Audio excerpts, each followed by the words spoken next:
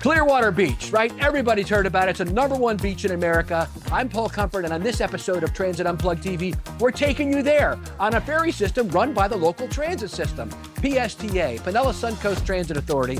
We spent some great time with their CEO, Brad Miller, very respected across the industry. We're also going to showcase Pinellas County in general. This county has so much to offer, an amazing trail system. They've got museums, and a lot of people like to come down for spring training baseball. There's so much more to this county that we're going to showcase to you on this episode. Join us now, get some great food, some great fun, and some great sun in Pinellas County on Transit Unplugged TV.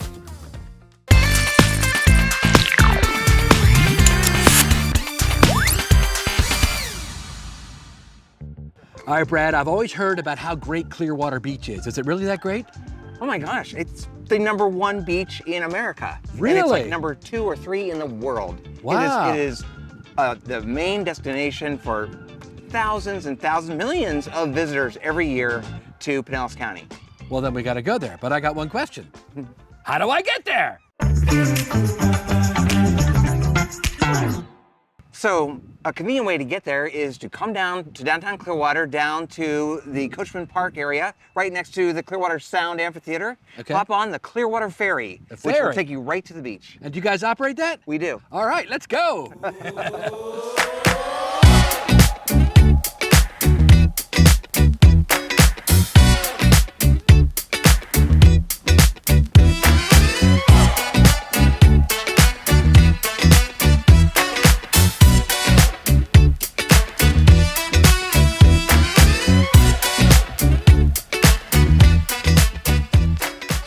All right, we made it, Brad. We did. Clearwater Beach, man. I love the sand here. It's like powder.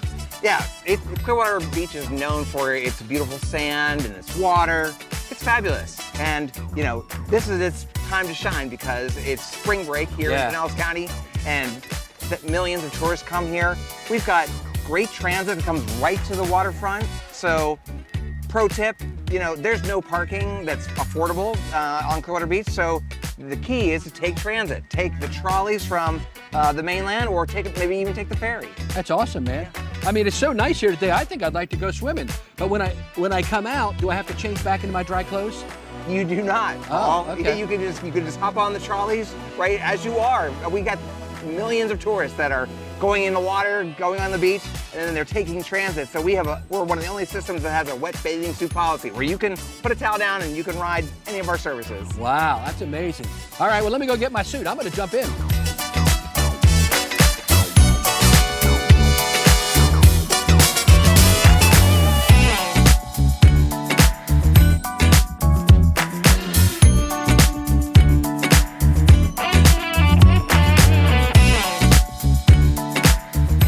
We're in Clearwater Beach, Florida, and this is your travel tips using transit.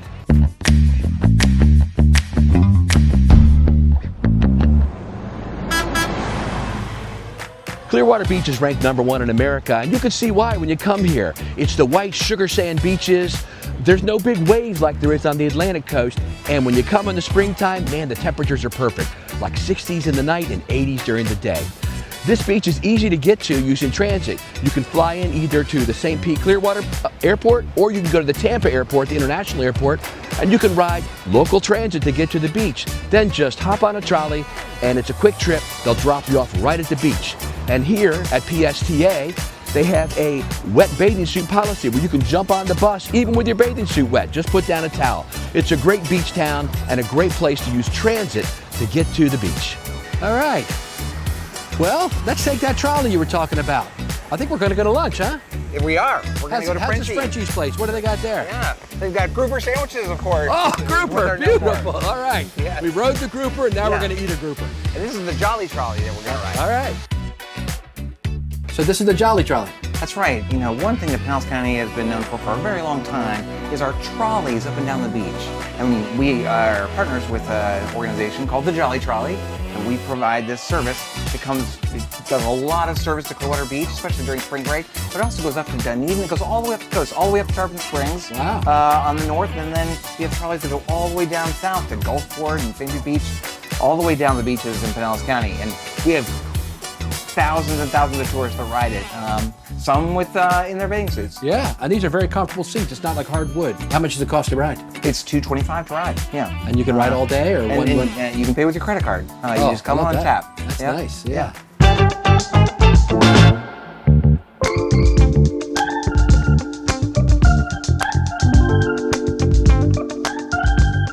All right, Chris, you're the GM of this place, and you're bringing us some of your finest, huh? That's right. These are probably our two most popular appetizers. These are garlic crab fries. We use a crispy coated fry. We toss it in like a parsley butter, drizzle it with a homemade garlic aioli, big handful of crab meat, and then we dust it with a little basil. Wow. Yeah. What's that sauce?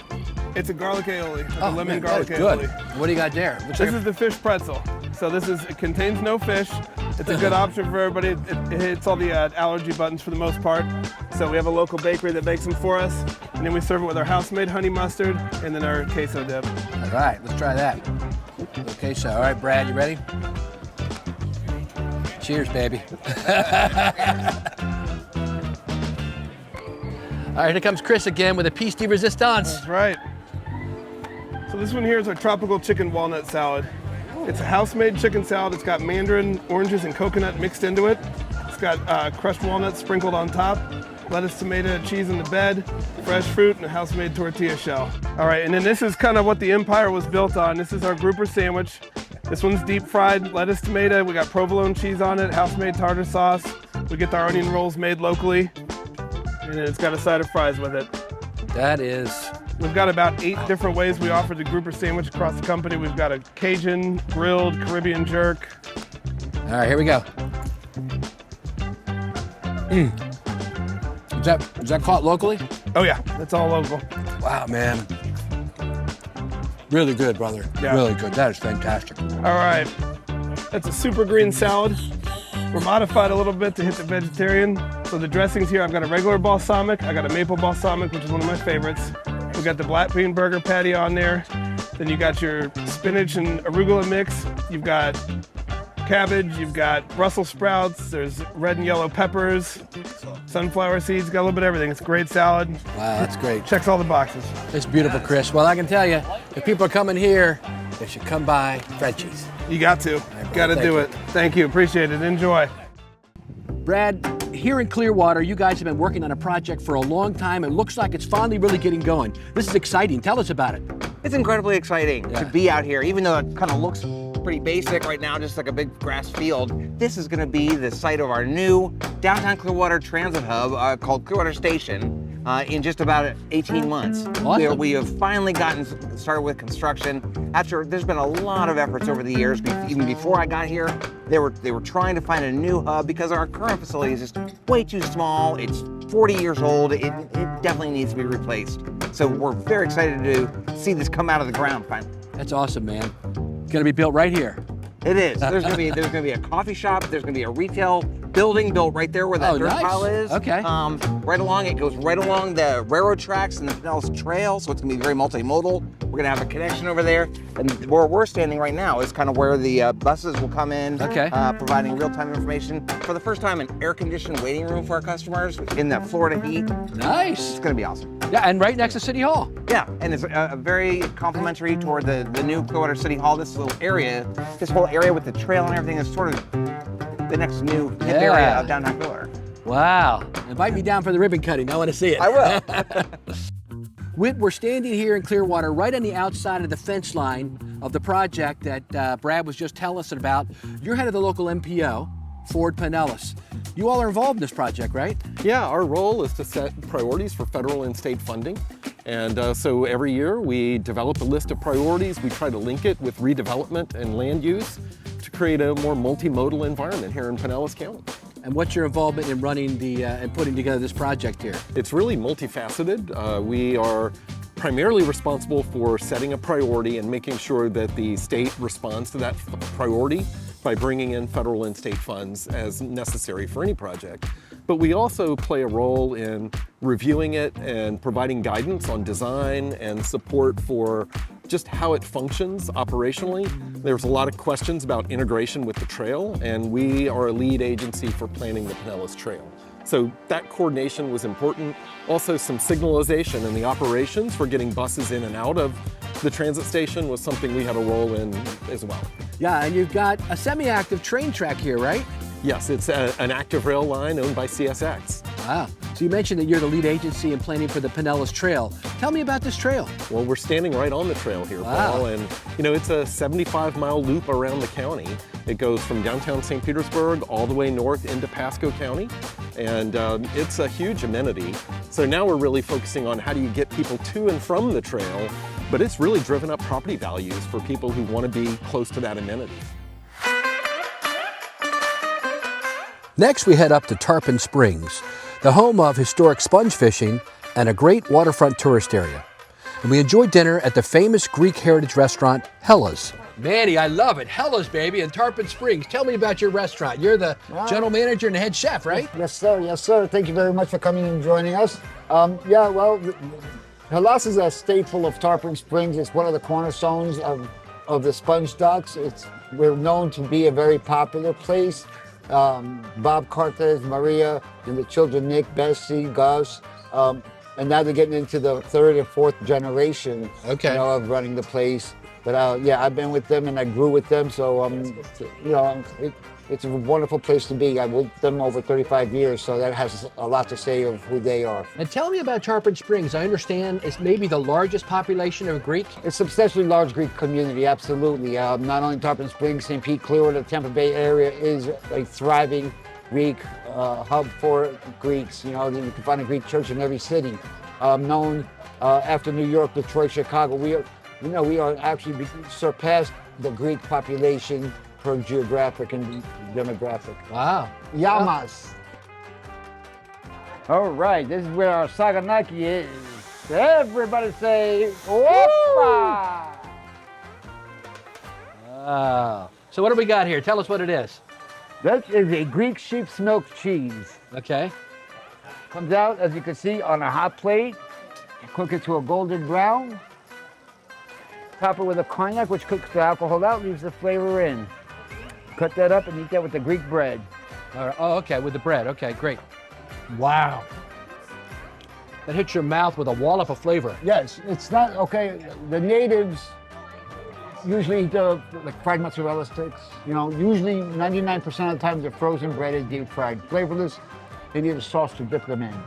And we have the Greek-style octopus char grilled. Oh. Oh yeah, that's the Greek delicacy that they'll choose over lobster. All right, Manny, what do we got, brother? Oh my God, I call this our belly buster. Right now, this is an appetizer for two to three people, four maybe. All right, but that is a perfect dinner for two people to share. Okay. Appetizer, salad, and that. Okay, and what is this? Tell me about it. We have the most authentic Greek foods here. These are like staples that I grew up with at home. Okay, I got the stuffed grape leaves, which is stuffed grape leaf with meat and rice, Greek herbs, topped with a lemon egg sauce. Oh, wow. Egg lemon sauce. Okay. Yeah, and then I have the moussaka, which is layers of an eggplant and potato, a meat sauce topped with a cheese custard cream sauce, known as a bechamel. Okay. Okay, that's the Greek version of a Greek-style shepherd's pie. Okay. All right. No potato on top. It's a cream sauce. It's a custard. It's fantastic. Awesome. All right. What do we got here, Manny? The baklava cheesecake. Baklava cheesecake. Baklava cheesecake. And guys, a little history about the cheesecake, which a lot of people might know, but a lot of people I'm sure don't know. Oh, it was created in New York City. No, it was created in Greece. In Greece? Before BC, yes, and they would use this cake to, it was a high protein cake for the Olympians. Oh, okay. And they also used it for the Greek weddings. Greek weddings. Yeah, for the weddings in Greece. So they're obviously a Greek wedding. So it's a little bit different than normal cheesecake because it's got baklava? Well, you make it with baklava on top. Yeah. I mean, Okay. think about it. Nothing. Land of milk and honey. Nuts. Okay. Oh my gosh, man. Yeah, the sky's open. The sky's open. The angels come out. They sing. Yes! You can hear noises. I can hear the angels now. Hallelujah! Wow. Yeah, that's good stuff.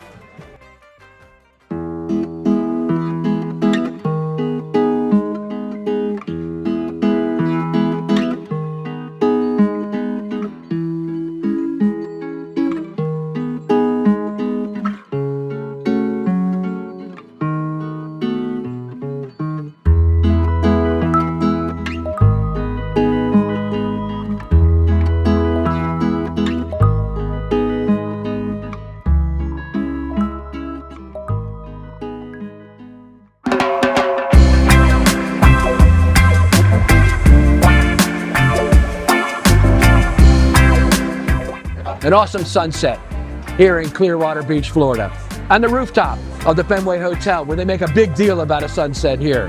Hey, if you're liking what you're seeing today on Transit Unplugged TV, be sure to give us a like and subscribe on YouTube. We're getting up close to 1 million views per episode now. Come join us as we celebrate transit and the wonderful cities around the world. Cheers.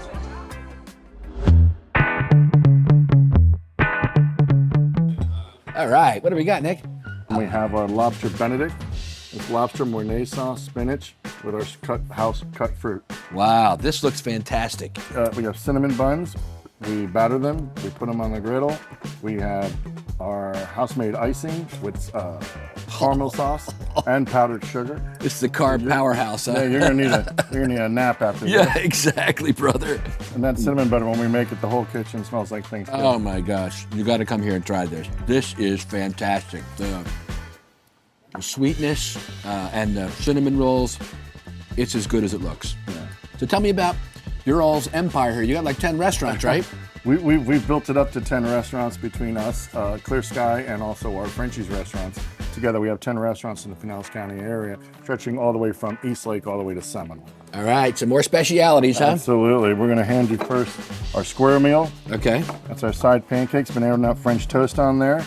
We also have, it comes with 2 eggs, potatoes, sausage, bacon, and then toast. Wow. And this is our braised short rib with potatoes, and it also comes with eggs and toast.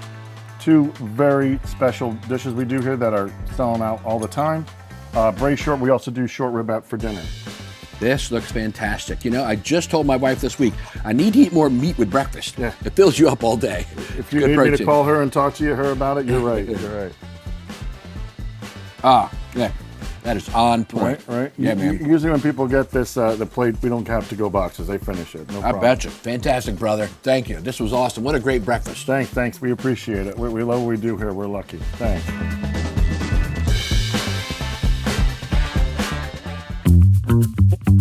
Welcome to PSTA, Paul. I'm so happy that you have come to highlight us and show what we're doing for the community. That's awesome, man. I can't wait to see it. This is a great facility. Yeah. This facility is where it all happens at PSTA. I know you're going to get a full tour of it from some of this great staff we get to work with. PSTA is about 40 years old. We just celebrated we're actually 41 years old, and we've been in this facility for 20 years. Okay. But it's a great facility. You know, PSTA is a mid-sized system. We operate bus service, we operate a BRT system, we're getting into multimodal, we're operating a ferry system now, and we have a very large, innovative paratransit system also. In total, there's about 800 employees and about 300 buses, including our contracted service. That's great. Yeah. Well, I can't wait to dig in. Thanks, man. Yeah, Let's go. thanks. Yeah. During our visit to PSTA headquarters, Brad Miller gathered the team for a lunch and learn, where I talked about the top trends transforming public transportation across the country and how PSTA is helping set the pace.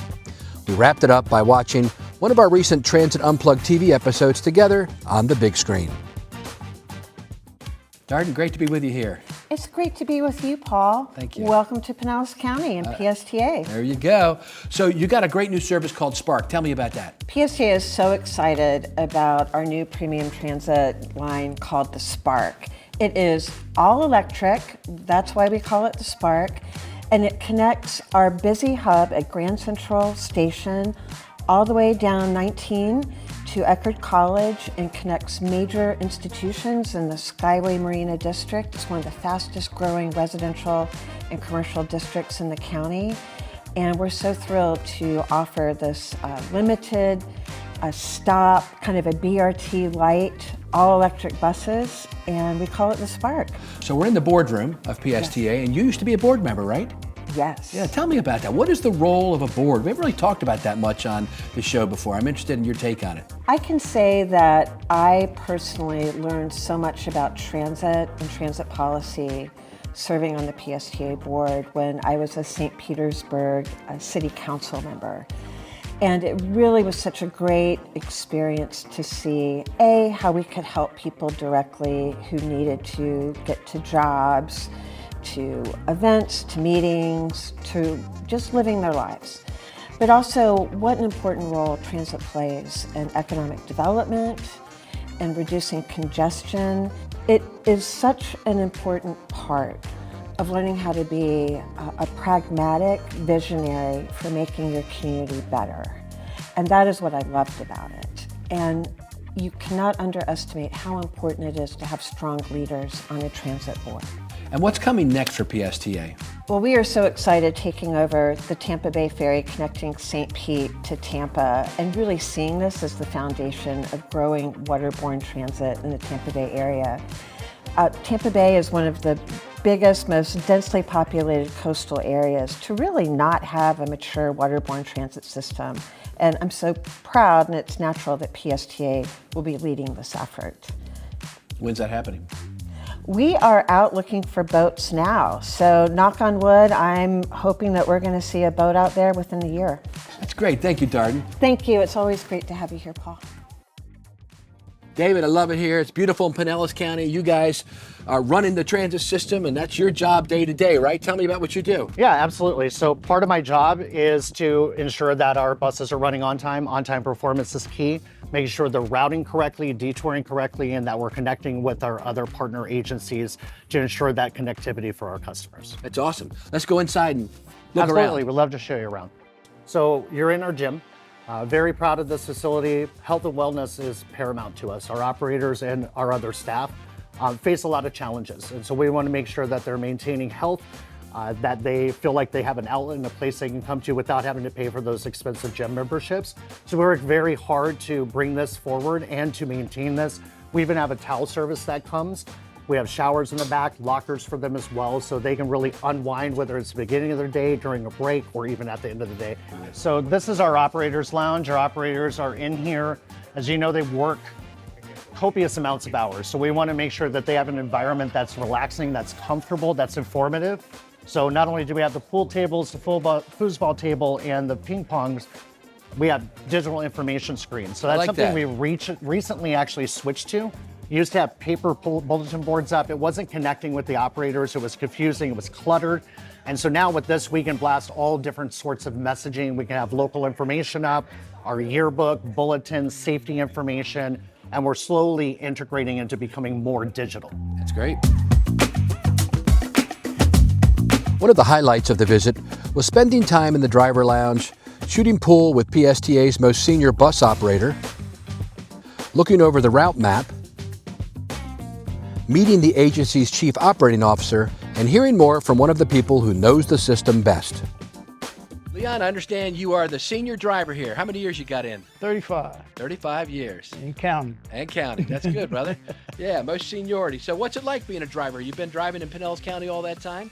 I know shit all this time, and been here, coming to work every day and enjoying myself, mingling with people and helping people. Is that what you like most about the job? Yes, sir. How does it feel like among the operators? You feel more like a family? Everybody kind of knows each other, gets along well? Yeah, it's a family. I mean, this is my family. I mean, Yeah. one of my family. Right. You know what I'm saying? I mean, it's very, very, very nice. That's good. And what's your favorite bus to drive? Do you have a favorite? They gone. All the good bosses are out by the time you get here, huh? Yeah, they gone. Yeah, That's great. But you know how to do the electric and the diesel and course, all them? Of course. Yeah. You know, I had the opportunity to even go up there and see how all this was the buses was put together Oh, really? in Oakland, California. Yeah. Yeah, I had At the the opportunity. manufacturing plant. Yes, I did. Oh, that's that was awesome. great. That was great. Yeah. Yeah. Anything else you want to tell us about being a driver?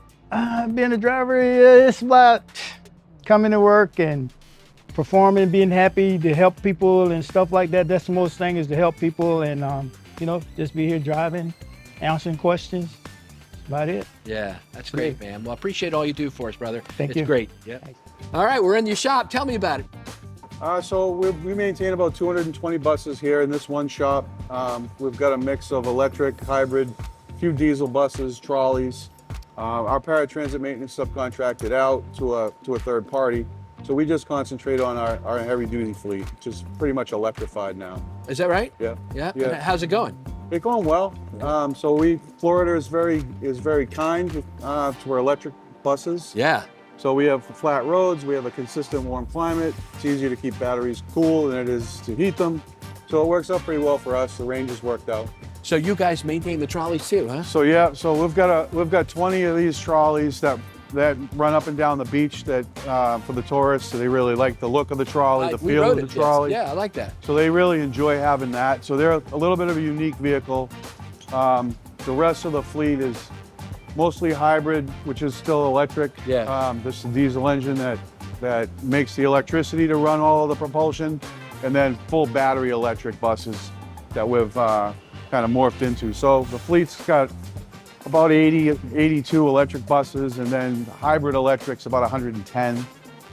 I think I got to go fix a loose nut behind the steering wheel. So I got guys that just come in at night and mount and dismount tires. That's what they do all That's night? what they do all night. Wow. So keep the fleet running. So as you can see, most of our vehicles are on the road, but as they come in at night, this yard fills up. This is where you charge them? This is where we charge all the electric buses. So our power feed comes in and feeds these charger banks. Service people come in, they'll plug them in.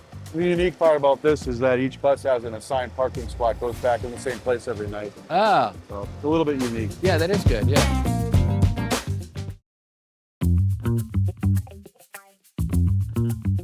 All right, Danita, great to be here at your traffic management center here in Pinellas County. Tell us about it. We're very proud of this center. It's a center where we do a lot of things to help with moving pedestrians and bicyclists and motor vehicles safely and effectively through Pinellas County. We have about almost close to 300 CCTV cameras, close to 70 dynamic message signs that are in the field that do like silver alerts and amber alerts. And then we also have technology such as IVA, which is intersection video analytics, and we also do things like connected vehicles, and we actually do incident management. So the operators here are responsible for the incident management side of it. So if there's a crash or anything along the roadways, we do inform the public through like the Waze app and things like that, like if a lane is blocked or closed or something like that. That's great. Well, thanks for sharing with us some today about this important program. Oh, thanks for having me. Yeah.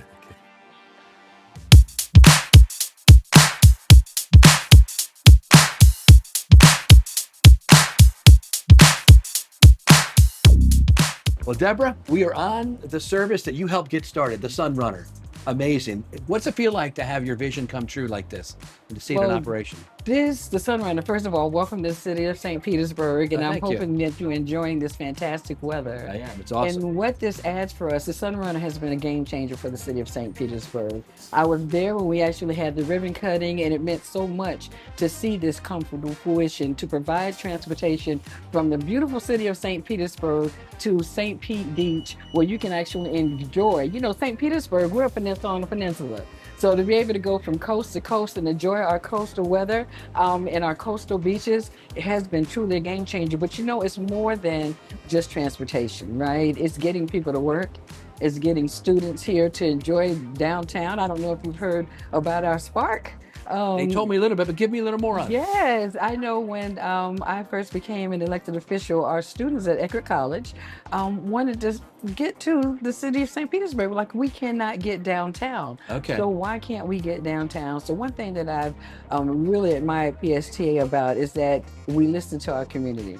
We listen to the requests. We listen to some of those needs. So we actually had the ribbon cutting for our Spark, where actually leaves the campus of Eckerd College and takes them to Grand Station, which is where we're going to go. And they can also jump on this Sunrunner to enjoy the entertainment of our beautiful downtown St. Petersburg. That's great. And so this goes right to the beach? Mm-hmm. Wow, that's awesome. Yeah, coastal coastal. Yeah. How big is St. Petersburg people-wise? Approximately 270,000. Very nice. And I have about maybe 37,000 in my district. Okay, very good. And you also serve, not only are you city councilman, but you also serve as the chair of the board of PSTA, right? I am currently. Yeah, tell me yes, about I am. that. What are I you love all it. working there on? Well, you know, it has always been our goal to assist Pinellas County to become multimodal. So we are always looking at opportunities to provide public transportation for our constituents to ensure that they're able to get to entertainment, to get to work, to go to school. And I love the fact that we have very, very vivacious sometimes communication amongst each other, because everyone comes with their own perspective, everyone comes with their own ideas, but the number one goal at the end of the day is always to provide quality service. It is always to provide quality service. So, you know, I look forward to having those conversations. We met this morning, wanting to make sure we're now working on our ferry. You know, so we're trying to truly become multimodal. Yeah, so the ferry will go between this city and Tampa, right? Yes. Yeah, that's exciting. So that's really exciting. Yeah. I'm looking forward to just riding it just to ride. Just Right. to go, yes. Yeah, that's great. All right, Amanda, where are we at here? We are at Grand Central Station, right in the heart of St. Petersburg. It's one of our largest terminals in our system. We've got 11 bus routes that come through here, including our Sunrunner and our Spark. Tell me about, we just did the Sunrunner. Tell me about Spark. So Spark is actually our newest premium fixed route service, connecting Eckerd College down on the south end of St. Petersburg up to this station, where students, residents of the south side of St. Petersburg, as well as students at Gibbs High School, Pinellas Technical College, St. Pete College, can all connect in to the many routes that come through here to get access to jobs, internships, and just general fun out at the beach. Amanda, we were just riding the Sunrunner, and there was a guy on there, looks like he was dressed in a smock, maybe working at the hospital, and he was talking about a UPass program. Tell us about that. Yeah, so UPass is our institutional partnership program where employers, like the healthcare systems, universities for their students, faculty, and staff, as well as hotels for both their employees and their guests, can enter an annual agreement with PSTA, and then all of their students, faculty, staff, employees, and hotel guests, depending on the type of institution, can ride for free just by showing their ID. So if I'm working at one of those, where do I go to figure it out? Yeah, so if you're gonna work at, if you want your employer to purchase a UPass, or if you're checking out a hotel to stay at when you're coming to visit Pinellas County, visit psta.net/UPass to see all of the participating organizations. That's great. Thank you so much, Amanda. Thank you.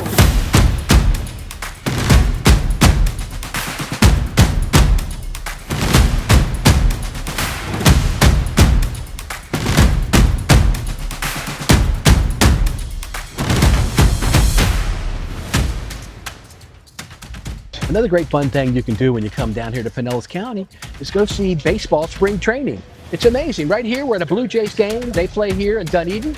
If you go to Clearwater, you can see the Philadelphia Phillies do spring training. Sarasota, a little bit further south, you can go see the Orioles, or Tampa for the Yankees. So it's a great way to come and hang out for the afternoon, cheap tickets, see your team in spring training. Even got myself a hat. Blue Jays today.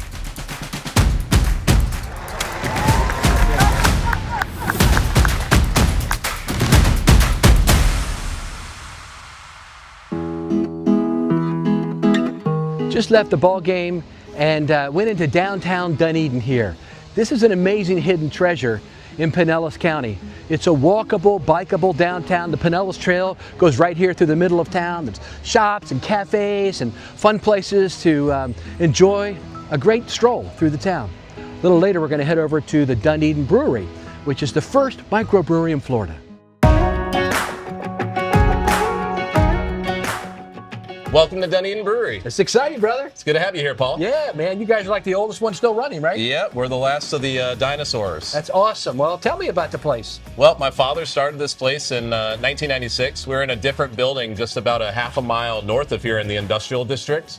But we found ourselves in this location in downtown, right across from the original Tropicana Florida orange plant, which actually used to basically process all the oranges and send them on the railroad track there. Which is the trail now. Yeah, it's now the Pinellas Trail. Yeah, we walked on that some. That's pretty cool, So it's man. kind of a history of, beverage production here in downtown. So now you run this place? I do operate it now with, still with my family. My wife helps manage the bar, and then we've got our 4-year-old running around, and my father and my mother is still involved. That's great, brother. Yeah. So you got, you can order whatever you want there from your original brews, and you make them there? Yep, we make all our beer right here behind us. All our food's made in that kitchen right there. Live music here on the stage next to you.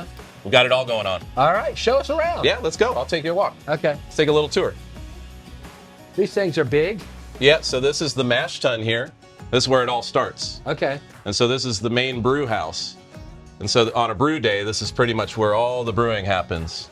And we, basically take the grain, strike it with hot water, and then, the full day you're making basically a batch of tea out of, porridge. Ah. Try to get all the sugars out of there, turn all the starches into sugars, and create a nice bed of, malt and more. And then we bring it down here to the fermenters. Right. And so once we're down here, this is where we ultimately finish the product. So it sits in here for about 14 days. 14 days? Yeah, about 7 of that days is fermenting. So we add yeast to it in here, and the yeast gobbles up all that sugar, turns it up into alcohol and esters and flavors, and then CO2, which gives it its bubbles. Gotcha. Yeah. Interesting. And what are all the different ones? Just different flavors? Different beers. Yeah. These bigger tanks are twice the size of the ones on your right. So they hold double batches. Gallons. Yep. So those hold 40 barrels of beer. Okay. Which is the equivalent of 80 kegs. Wow. And you can it? We can it. We keg it. Most of our beer goes in draft. Okay. Most of our beer is sold here in the tap room. Gotcha. But we do can it, sell it to go, have it at a few shops. Who sings up here, man? You next. You'd be perfect for this stage. Yeah. No, this is where a lot of the other magic happens. Besides food and of course beer, we're known as a national live music venue for free music. Wow. But we have Grammy Award winners come and play this stage. We've had jazz legends. You name it. We've had all kinds of artists come in here, including local artists that get off the ground, and next thing you know, they're playing big stages. That's pretty awesome. cool. Yeah, and next door we've got a giant room next door that kind of makes this seem a little bit more intimate, but called the Moon Tower, which is another ticketed venue that we have outside. So tell me about this. This is your logo? This is the original crest for the brewery. So when my dad started the brewery, I was playing bagpipes in the middle school, like pipe bands. And so he started realizing that, maybe we have some Scottish history. And so he went looking for it, and he found out that we actually did have some Scottish history. Of course, the Scottish roots of Dunedin. But so he went and had a designer come up with this crest to kind of bring together almost like a family tree, like a family crest, but with all the bagpipes and the grain and the hops and everything in there. And then, of course, the St. Andrew's Cross, which is the, Scottish flag of freedom. And now we're going to have a performance for you by the City of Dunedin's drumming director and pipes director.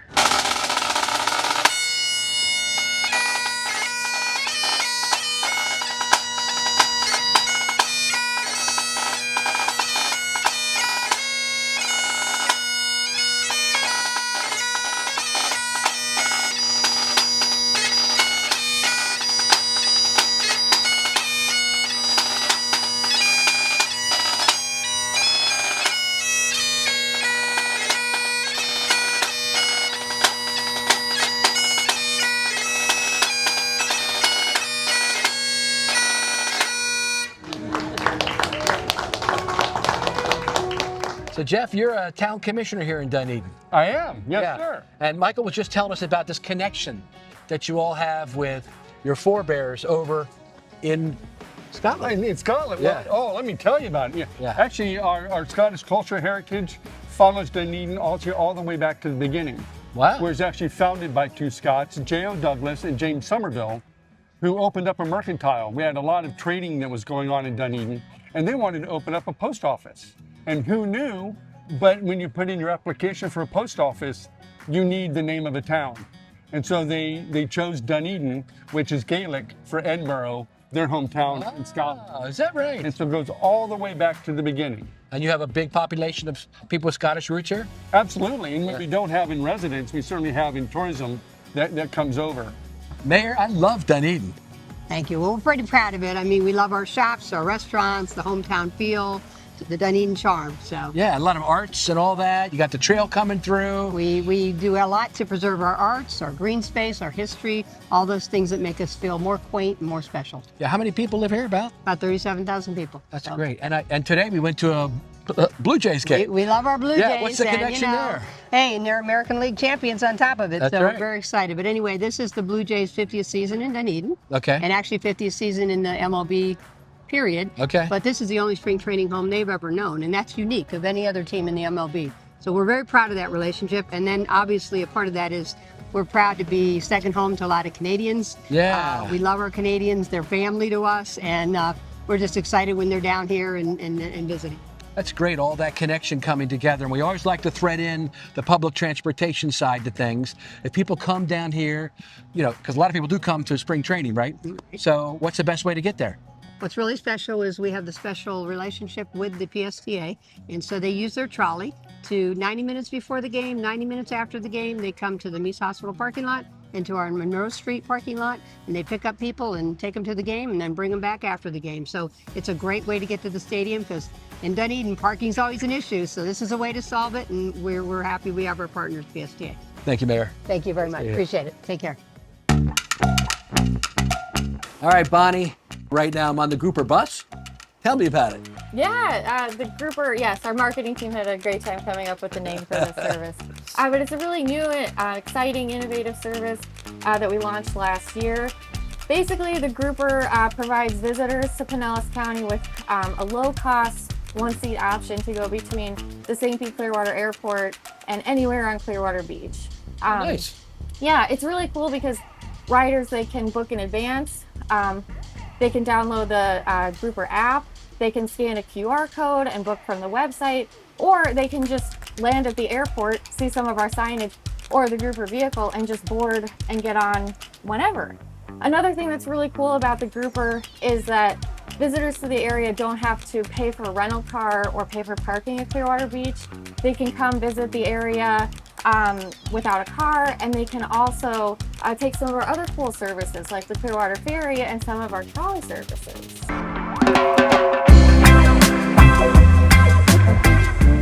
Adam, thank you for having us here at the beautiful Fenway Hotel in Dunedin. It's our pleasure to host you, Paul. Thanks for being here today. Yeah, I mean, where are we at right now? So we're actually at Hi-Fi Rooftop Bar. As you can see, we get a beautiful sunset view out here every evening, open here on the roof of Fenway Hotel. Our hotel was originally opened in 1927, so nearly 100 years ago. So next year will be our 100th anniversary of the hotel, which is very cool and exciting.